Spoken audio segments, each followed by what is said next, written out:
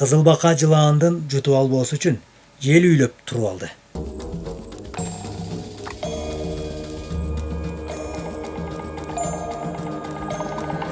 Жыйынтыгында аман калып отурат.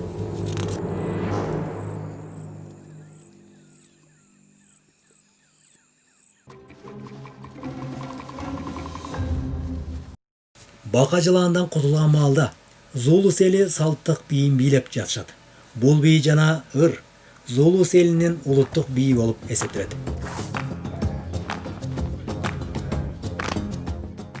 Бул бий менен алар сезимдерин билдиришет. Бий жана ыр менен алар өткөн тарыхын жана окуяларын айтып беришет.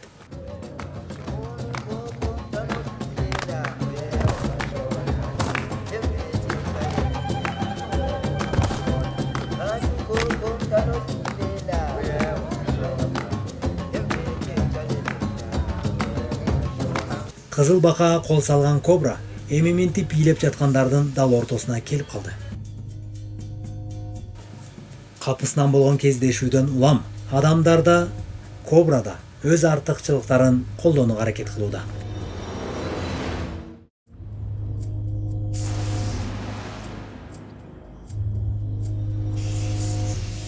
Мозамбик кобрасы уусун бери дегенде 40 жолу удаасы менен чачууга кудурети жетет.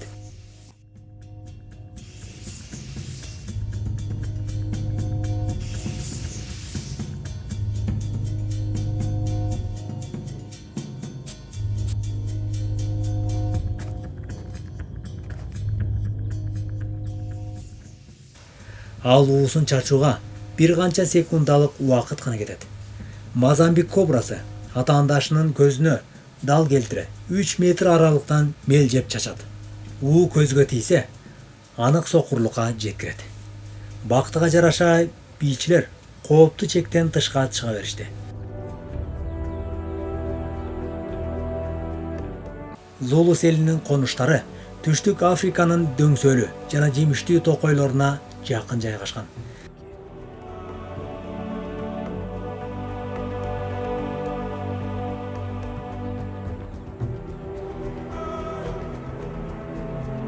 Саванналар. Түштүк Африканын катаал саванналары Калифорния штатына барабар. Бирок ал андагыдай ээн, мелтиреген талаага ээ эмес. Бул саванналар жапыс өскөн дарактар менен капталган. Мындагы дарактардын өтө жыш болгондугуна жергиликтүү жаныбарлар себепкер.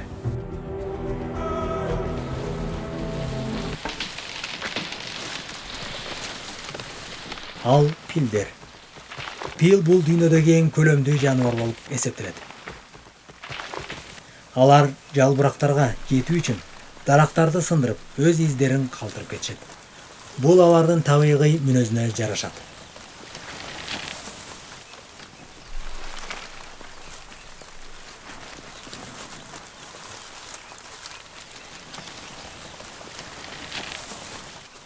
Дарактарды сындыруу алардын үй бүлөлүк милдети. Ал эми алардын баласы ата жолун жолдоого дилгирленип жаткан кези.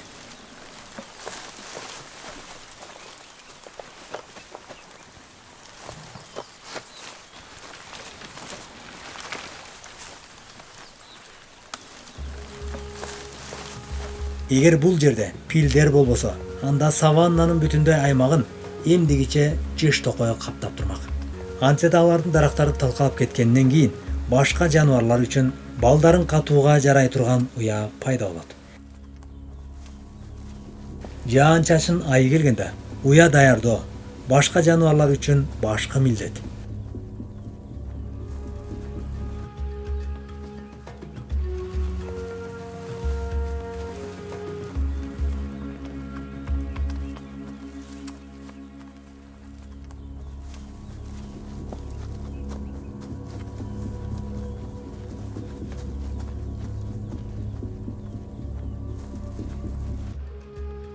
Тукум улоо ар бир жыл сайын саваннадагы жаныбарлардын келечекке болгон максаты болуп эсептелет. Кара кулак шер курмандыгын карап жеш үчүн чөп баскан дарактуу жерге караганда айдың жерди тандайт.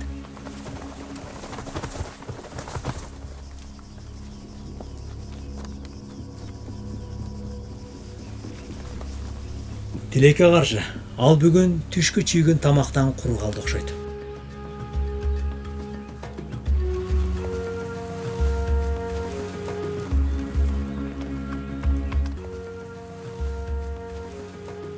Күтүлбөгөн коркунучтан сактанып, дарактуу жерден чыкпай жатат. Албетте, ал бул жерде жалбырак, чөп жеп, жайбаракат жүрө берет. Болбосо ал кичине чүрпөсүн жырткычка алдырып жибериши толук ыктымал эле.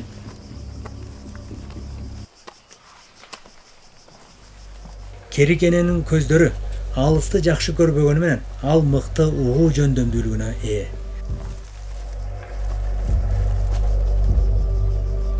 Ал алдын ала жырткычтын шыбырттап жакын келатканын угууда. Арыстандар адатта кечкурун аңчылыкка чыгышат. Бирок ыңгайы келе калса, бул эркек арыстан олжону колдон чыгара турган эмес. Керигене чуркай турган болсо, саатына 50 чакырымдык ылдамдык менен жол тандабай чуркай алат. Ал эми анын чүрпөсү ал ылдамдыкты азырынча багынта албайт. Агөрөк, жыш токой арасына кирип кеткендери оң болор.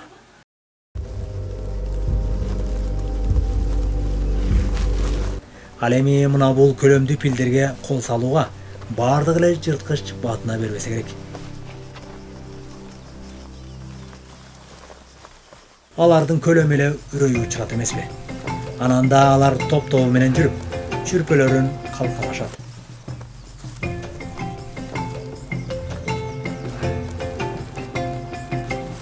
Бирок чүрпөсү адашып кала турган болсо, анда жырткычтарга жем болуп калат. Ал жырткыч арыстан же крокодил болушу да ыктымал. Же болбосо сазга тыгылып, сууга чөгүп кетиши мүмкүн. Андыктан жаш пилдер бири-бирин көзөмөлгө алып турушат.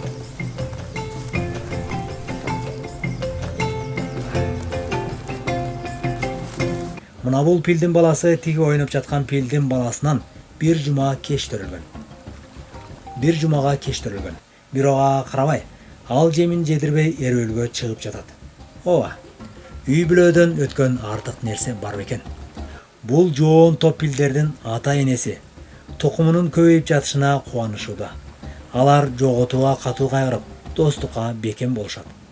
Үйүрдүн эң кары ургачысы баарын башкарып, көп нерсени баштан өткөргөн акылманы болуп эсептелет. Айтылгандай, ал кургакчылык өкүм сүргөн кезде сууну кайдан табаарды жакшы билет. Бул гана эмес, ал 100 чакырым алыстыктан жаан-чачындын жакындап келатканын туюп билет. Жаан-чачын боло электе алдын ала чагылган бороондон урпагын калкалап алыс алып кетет.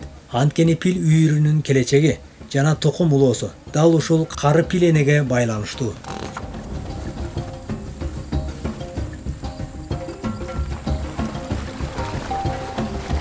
Карыган пил эне жаан жаап бүткөн соң кургакчылык өкүм сүргөн кезде суунун муктаждыгы өмүргө тете болоорун алдын ала ойлоп, жаш пилдерди сууга кандыра тойгузууну көздөп, бул жерге жетектеп алып келди.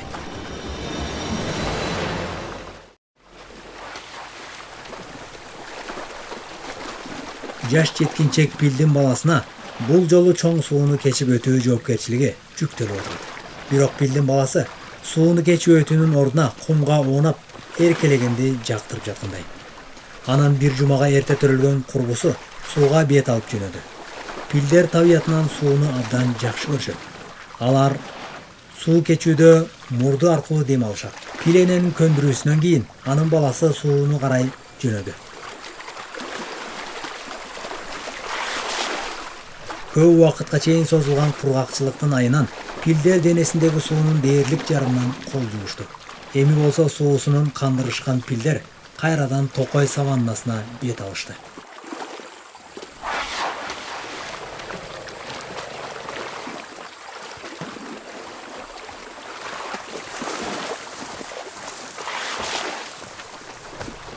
Эми алар жаан-чачындын болушу менен сууга келээрин билип калышты.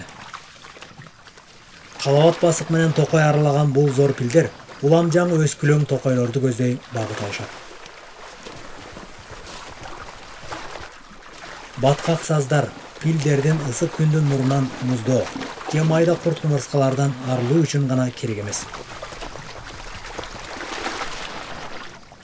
Зор пилдер баткак көлчүктөрдү улам барган сайын кең казып кеңейте берет. Анткени ал көлчүк саздар канчалык терең жана кенен болсо, ага ошончолук суу көбүрөөк агып кирет.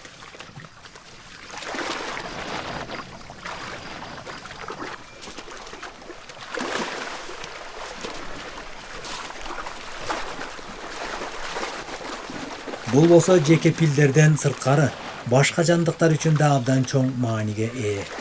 Бул пилдердин күжүрмөн аракетинин аркасында башка жаныбарлар ысык аптаптуу мезгилдерде жашоого мүмкүнчүлүк алышат.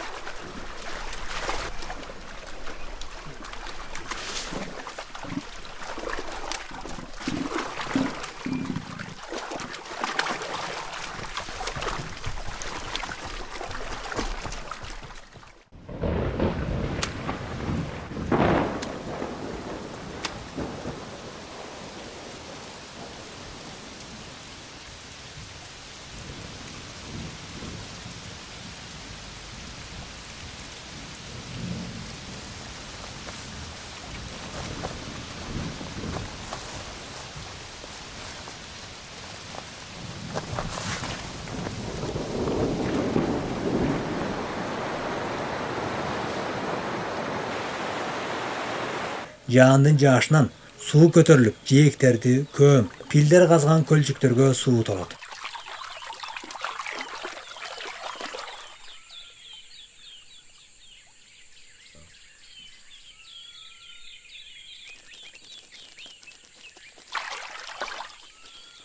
Анан күтүүсүздөн ал көлчүктөрдө жаңы жашоолор жаралат.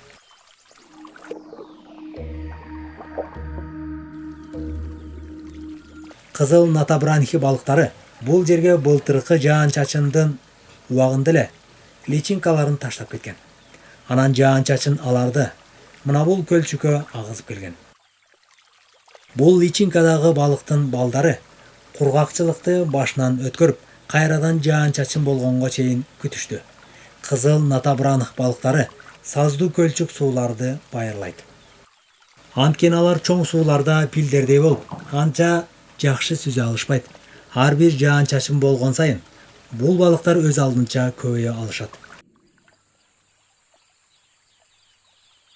Тагыраак айтканда, пилдер казган көлчүктөрдү багынтып, зор жаныбарлардын изи менен тукум улашат. Бирок бул балыктар көлчүктөрдү жападан жалгыз ээлеп жаткандардан эмес. Бул көлчүктөрдө жайнаган чөмүч баштар жашайт. Алардын эң чоңу кадимки грек жаңгагындай бар. Бул чөмүч баштар зор жер казгыч бакага таандык. Бул зор бакалар Түштүк Африка аймагын мекендейт. Анын салмагы жарым килге барат. Бул чөмүч баштардын атасы тукумун коргоо үчүн өзүн курмандыкка берүүгө да даяр.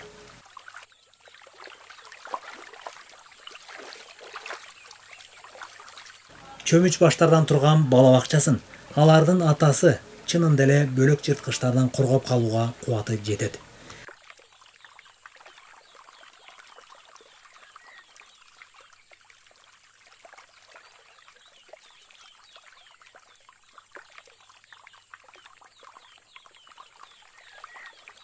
Ал кайтарууга алгандан сырткары, коопсуз маал келе калса, жутууга боло турган бөлөк жандыктарды оптартып, курсак тойгузуу менен алек болот.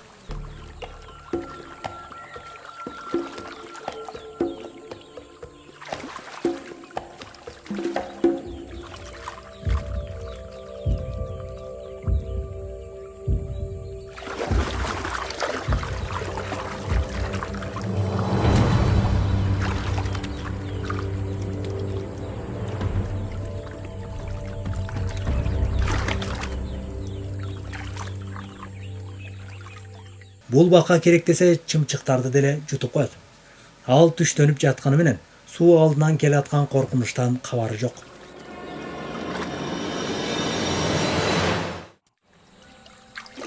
Бөлөк жер казаар бака анын тукумуна кол салуу үчүн келатат.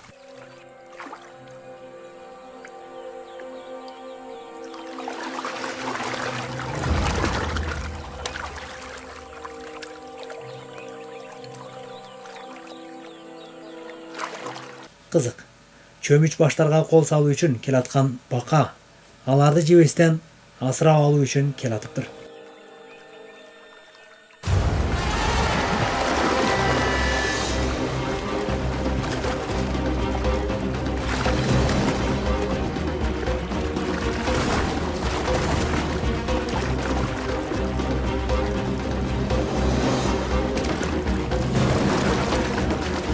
Бул зорбакалар жашоо үчүн эмес, өлүм үчүн согуш жарыялашат.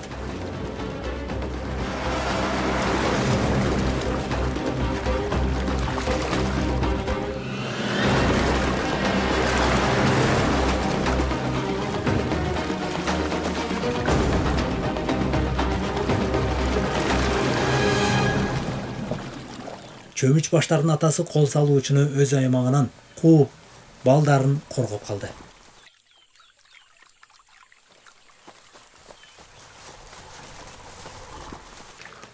Даректүү тасма National Geographic каналы тарабынан тартылды. Которгон жана текстин окуган Токтосун Жакыпов, монтаждаган Мирзат Муталипова.